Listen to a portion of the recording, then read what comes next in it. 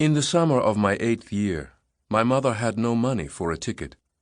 She found a long-distance truck driver, I have no idea how, to take me to the border and hand me over to another driver, who would drop me off at my grandparents' house. We were to meet at the freight depot. My mother was busy and could not stay. She deposited me and my suitcase at the entrance and ordered me not to budge from the spot.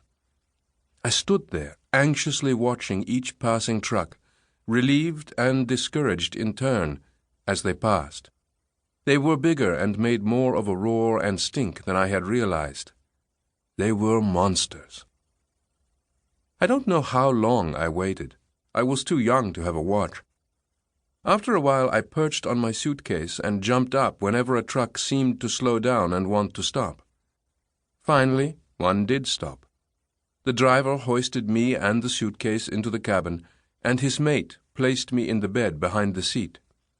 They told me to keep my mouth shut and my head below the side of the bed, and sleep.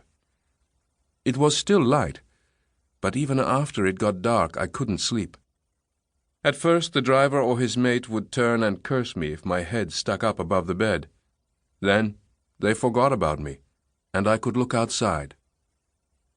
My field of vision was narrow, but I was able to watch the sun go down through the passenger seat window. I caught only fragments of the conversation between the driver and his mate.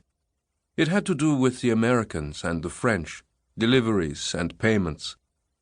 I was almost lulled to sleep by the regularly recurring sound, the regular, restrained tremor of the truck as it passed over the large slabs forming the surface of the Autobahn in those days. But the Autobahn soon came to an end, and we drove over bad, hilly country roads where the driver could not dodge the potholes and was constantly shifting gears. It was an uneasy journey through the night.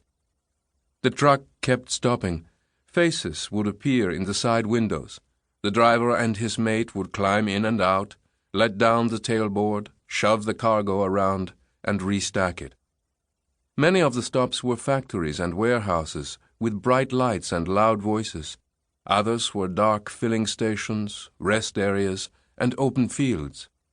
The driver and his mate may well have combined their official duties with a bit of business on the side, smuggling or fencing, which lengthened their time on the road. In any case, by the time we reached the border, the truck I was supposed to meet had left, and I spent the dawn hours in a town whose name I do not recall. The main square had a church, a new building or two, and many roofless buildings with empty windows.